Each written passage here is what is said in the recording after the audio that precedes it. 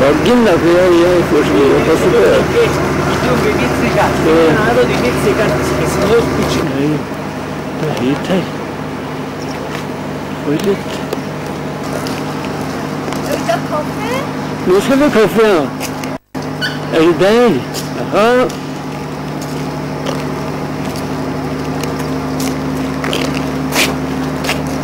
Ja. Flom. Det er fantastisk.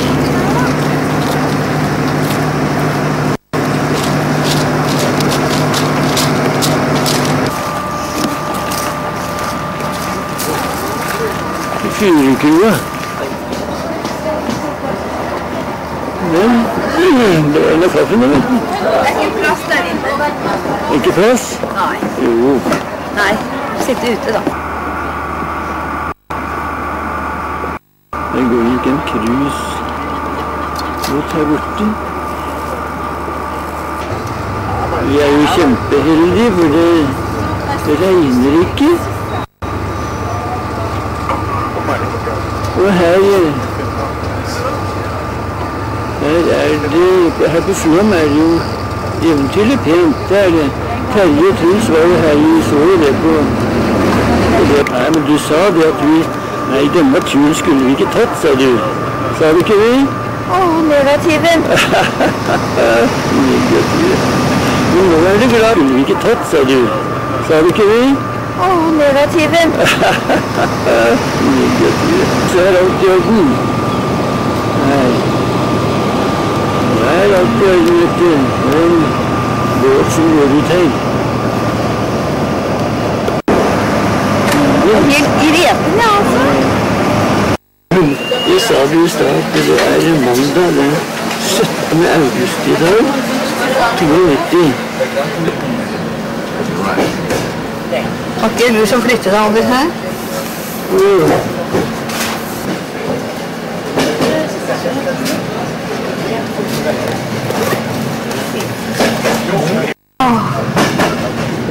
Det er overveldig, ja, altså.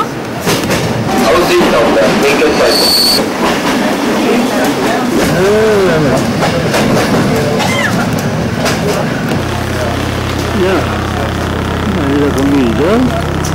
Vi bare stod her og vente. Så kommer toget om noen minutter.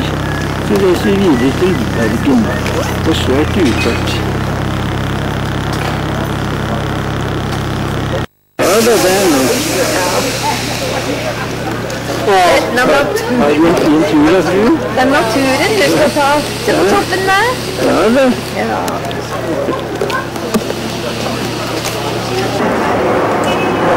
Ja, vi er ute og går i Bergen. I går så vi har rundt begge to. Vi har en pent park. Vi har en nydelig fontene. Det der var en sånn fiske, altså. Man går en vel. Hva da? Husker det mat, da, vet du, pipen og mat, og så åt. Pipen og kom bort. Jeg har trasker litt rundt i Bergen, og den er innmari sliten. Og vi hekta ryggen, og tør ikke gå sånn her. Vi sitter i hvert fall på et torg her, og her skal det bli. Vi har fritidsuke, og det er flere og flere som begynner å trene på den måten som disse her skal vise om et lite øyeblikk.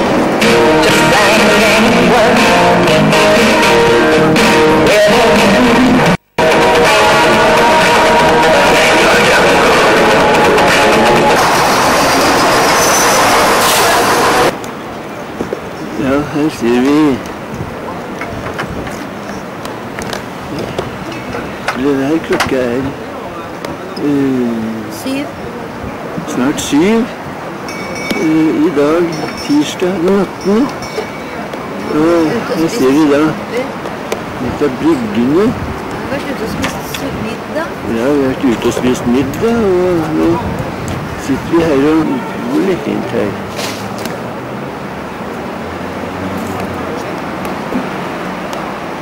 Sånn er det her. Sitter vi soler oss. Varmt og deilig.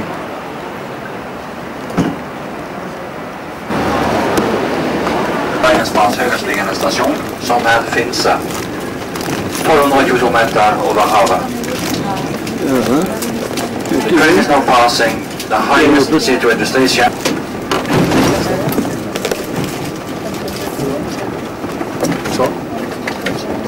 Jeg sitter med den utsikten, så hele Stønner av fryd.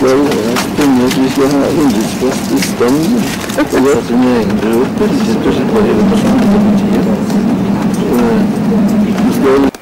Nå er vi da kommet ned fra Bergen, over fjellet og ned her, og nå er vi hos Gardiner og Pål Bjarne. Her har vi da litt av huset sett utenfra veien. Gardiner, så vi nå se hvor vi havner da. Her er oppkjørselen her. Nå da. Se på de fantastiske nydelige trærne der. Ja. De furuene. Nå er vi på vei inn til grava. Grava til Elsa og Svein. Da er vi Arild. Kom hit. Arild her. Der har vi en sånn. Ja. Der har vi en.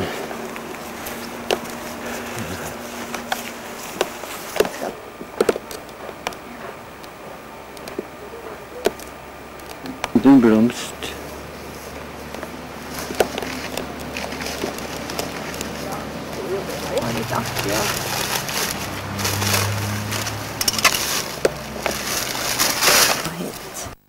Pappa, han har jo vært gammel nå. Ja, visst. Nå er vi på vei oppover fjellet. Det er høyt oppe alt. Det gir seg vel ikke før, så er det før vi kommer til topps, kanskje. Ja, her skal altså hytta ligge. På det området vi ser på her nå. For å skal vi drikke kaffe der borte. Du må over den der skigaren, den går helt rundt den. Du må gå over her, altså. Arild.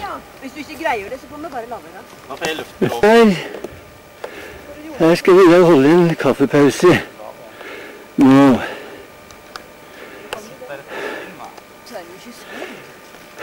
Nå er kyllen like godt her. Ja, her sitter vi da. Her sitter vi med kaffen. Det er jo alle tider, solen skinner, det er så flott og nydelig. Og Gardiner har kjøpt nydelige kaker og har god kaffe med seg. Ja, det er bare velstand, alle sammen. Her sitter mor da. Ja, der sitter mor. Hun er så glad hver gang hun blir filmet, Så må du ta bildet av den stokken der. Ja, det har jeg gjort, den stokken der. Den har jeg tatt bildet av. Og der skal hytta stå. Ja, og den skal altså stå her som vi sitter nå. Skal hytta til den? Ja, til den røver her, ja. Sitter det som meg i folk.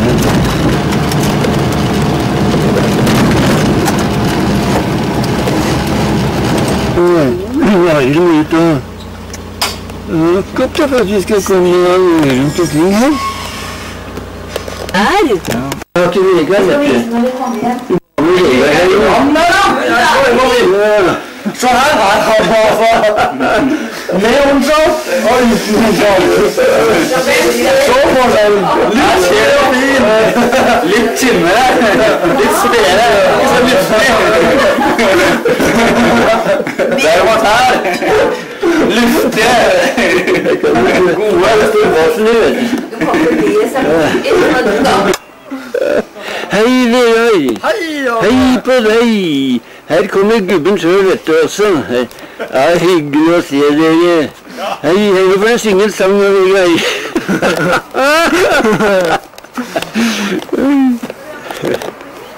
Jeg håper det er lys nok nå, så vi kan få et lite innblikk i...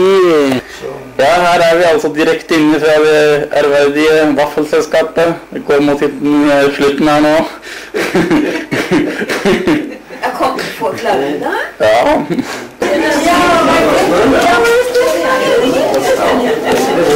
Så god plass. Ja.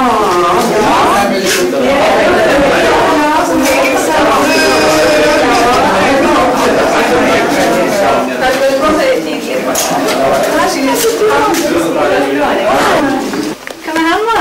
Du ser kanskje jeg skal ta til sånn her. Du pynter og danderer du. Dette her har man da fått av, skal vi se, av Johan og Annie. Oi. Både blomstene. Ja. Titt på meg et øyeblikk da, for jeg sier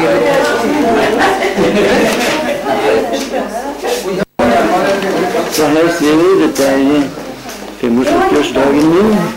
I dag er det den 17. oktober. Det er lørdag. Og i følge dagen min, dette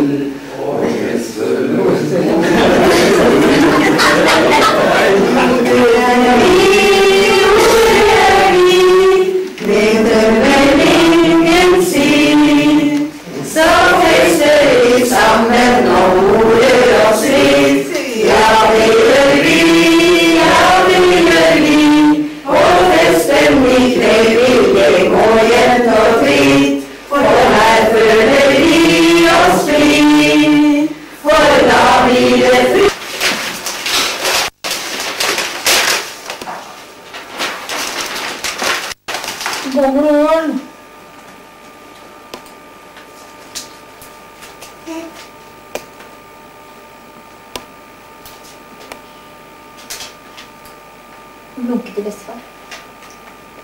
Blunke til bestefar.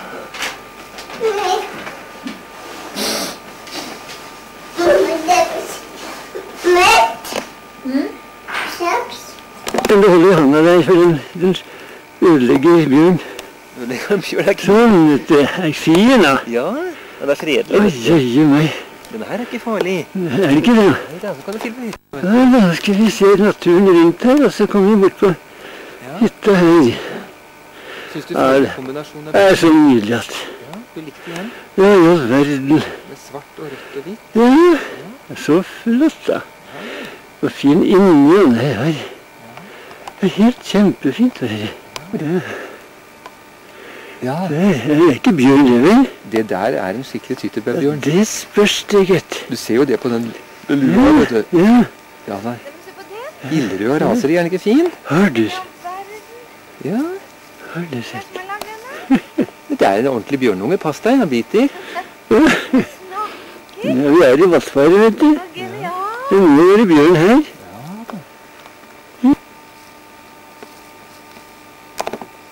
Så Hei, han bløffa jo på størrelsen også, han kameraten. Ulle. Ja da. Altså. Oi, altså. Der tar vi vannet, ser du. Der tar vi vannet, faktisk. Aha, der borte, ja.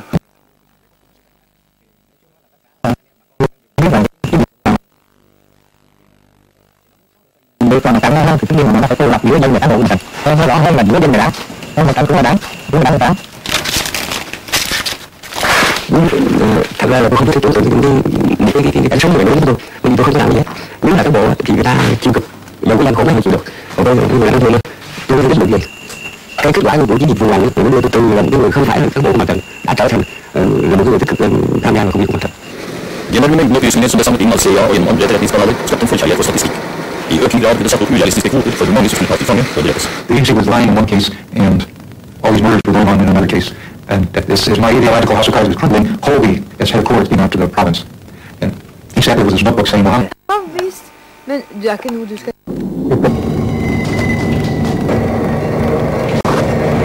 A train and a motorcycle. That's a legal combination. When Johnny Airtime first started thinking about this stunt, he knew it could be a dangerous proposition. The most important part of the concept was finding the perfect train. He found what he was looking for in the great Northwest, 60 miles east of Portland, under the shadow of magnificent Mount Hood. Johnny Airtime discovered a train that was fast enough, on the track, correct shape, piloted by an engineer, the experienced to handle this unprecedented challenge. Bob Schergenlieb. so this is the place, huh, Bob? Yeah, that's what we wanted to show you. Got the side here, you get quite a bit of room. The range pretty good, curve's good, should be good shape. What Johnny was searching for was a section of the track that curved enough to allow proper placement of his landing range. The stunt is going to be constructed like this. I'm going to be at a start point. When the train will be coming head on toward me. I'll get a signal from Fabian, the crew chief, as to when to go. When I leave the ramp, I'll fly directly above the train and land beyond it, just on the outside of the curve of the railroad tracks. With every jump, there are a few circumstances that make it unique, and I concentrate primarily on first my speed, then ramp alignment, and then technique. If I have all those together, the jump will go flawlessly. Of course, in this situation, you've got a train coming head on to consider, so hopefully you'll be thinking the same way. That tape was shot last week, so you can imagine how much work's been going on since then, and it's still going on. You see behind me cleaning up the remains of the test ramp. It's going to take a while, so I'm going to turn it back to you and Reno. I think it's important to point out right here at the beginning of the show that for all our stuntmen, strict safety precautions are the rule and not the exception. None of the spectacular stunts are attempted until every conceivable problem is explored and its solution rehearsed. Got it?